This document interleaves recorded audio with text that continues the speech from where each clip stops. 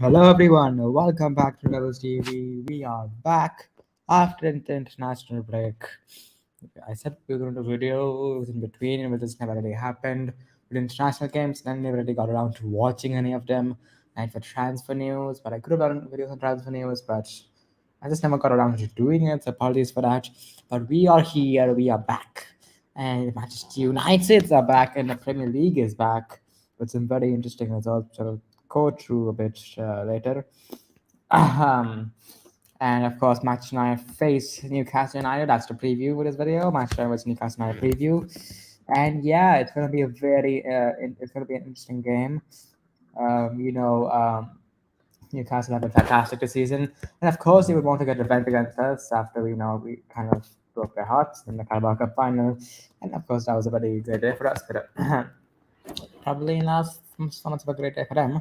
So yeah, they will probably want revenge, and they have some very good players as Kieran Trippier, Callum Wilson, Guimaraes, they're having Pope this time, Sven Botman, Fabian Schär, Joe Linson, Sam Maximan, um, and Longstaff's a decent player. Yeah, so they have overall a pretty decent squad. And yeah, it's going to be a tough game for Manchester United. It will be tough.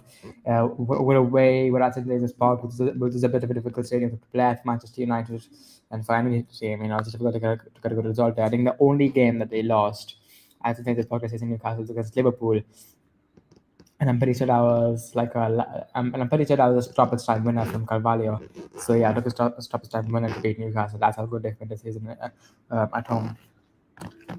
And I have probably been that great away this season. So yeah, but I do believe that United will be able to win this game.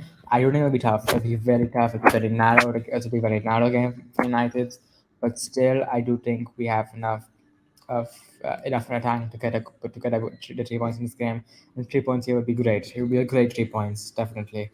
And and yeah, um, it's going to be very interesting to see what happens. Going over team news, Anthony Martial is back. Finally, he's back. I'm not sure if he'll start. I'm not sure if I would even start him, but he could come off the bench tomorrow. He's in the match squad, which is great news. After so long, he's back. I think Ericsson will be back soon. He could be in the squad for the Everton game, which is really great news. And of course, we talk about the players during on international break. So Scott McTominay is a player who was probably out of all the United players, he probably had a better international break. I just think that I always use McTominay. I just think that why has no Manchester United manager ever managed to get McTominay to go forward more? Like, why is he a CDM? What about him as a CDM? Okay, he's physical, fine. He's good in the air, okay, but passing, he's crap at that. Tackling just ends up in giving away fouls and getting other cards. Um, and then okay, he has energy, but come on, that's just he's not a CDM. I'll just say with McTominay, I think we should try to Scott McTominay. But I always have said this. I think going forward, he's such a good player. Whenever I see him shoot, he's got a bloody good shot on him. I would say that's the best part of his game, shooting. In fact, I genuinely think he should be a striker. Genuinely, he was a striker in the academy. I think he should be a striker. I mean, his heading is great. He's tall. He's physically great in the air. His shooting is absolutely fantastic. He's good at driving the ball forward. I don't know why these attributes are more suited for a striker than a central midfielder, let alone a centre defensive midfielder. So yeah, I have no idea why McTominay is playing there. So yeah, yeah. Anyways, yeah. So it's gonna be very interesting to see what happens tomorrow. Of course, Newcastle have been. I would say they've been in pretty good form recently. It's a very big game for them as well because they are going for top four this season, and it's a very big game for them. And yeah, so just looking at the league table right now, Newcastle right now on fifth. In the last game was against Forest. It was a 2-1 win, but Isaac scored a penalty, last minute. And of course, yeah, Isaac could play in this game as well, of course. Yeah. So yeah, it's gonna be a very tough game indeed for Manchester United to win. So yeah, a create formation. Yeah, let's make the starting 11. I'll be big for this game. Okay, so okay. Um, what? Okay, let's be fine. Yeah, in goal, have it here, of course. It's centre back Varane, I believe, is back from his injury. That is great news.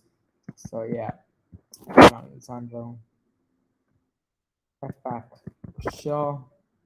Right back, I would go for Wan-Bissaka right now. I just think he's a better form Wan-Bissaka, so I would go for him.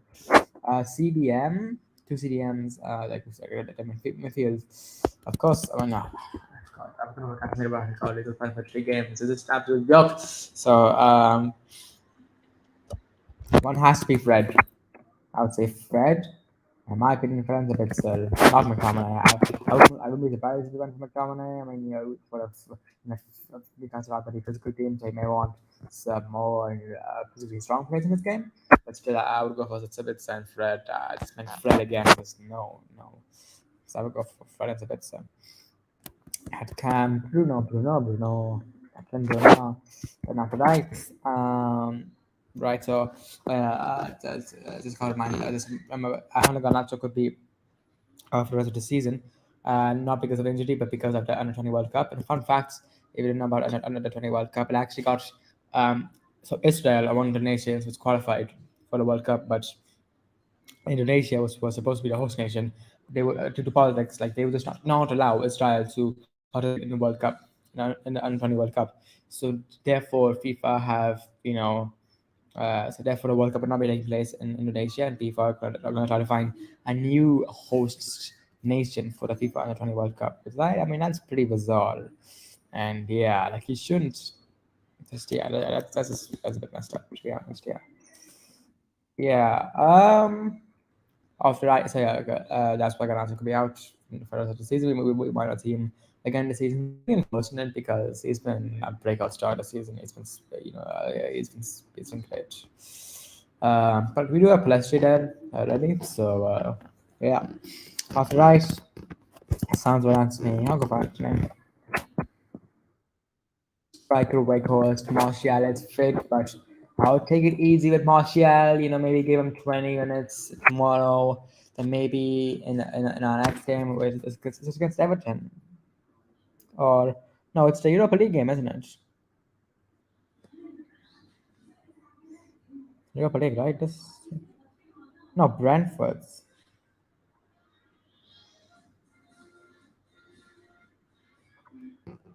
Brentford. So then maybe against Brentford, give him like 30 minutes. Then maybe then maybe you can start him against Everton. Give him like a couple of games to get back to match fitness, get back to get back to the feeling of being on the pitch. Like yeah. Not left cross mark.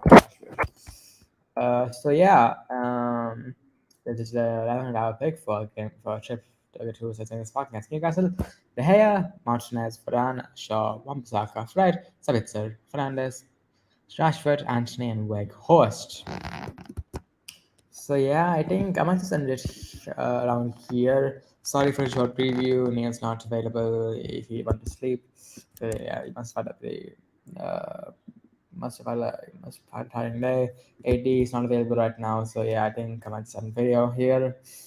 Watch Strong will be there, of course, tomorrow for the Newcastle game. Of course, he'll be there tomorrow for Newcastle, and right after the game, we're going to be doing a watch reaction as well. So yeah, my prediction for this game, I'm gonna go for 2-1 to Manchester United. I think it'll be a very tight game. I do think Newcastle will score because they have a pretty good offense. They have a very good defense as well. I think this game will be won and lost in the midfields. And yeah, it's going to be very tough. I think and Newcastle's attack is pretty good. Their defense is good. I mean, the whole team of Newcastle is good. And if you want to get a result in that game, we're going to have to be on it. We're going to have to be on it. We may be a bit rusty. This happens sometimes with teams after an international break. You get a bit rusty and you lose your rhythm, and it takes a couple of games for you to get the rhythm back. I really hope that that will be the case with us, and I don't think it will be the case with us because that Hart has probably others probably noticed, so he's probably taken precautions beforehand and got stuff ready so to ensure that these players won't, get out of rhythm and lose their match sharpness or anything like that. So yeah, thanks for watching, guys. If you enjoyed, make sure to smash like button, subscribe if you're new, turn on post notifications to be notified when I put on next video. And yeah, see you guys later.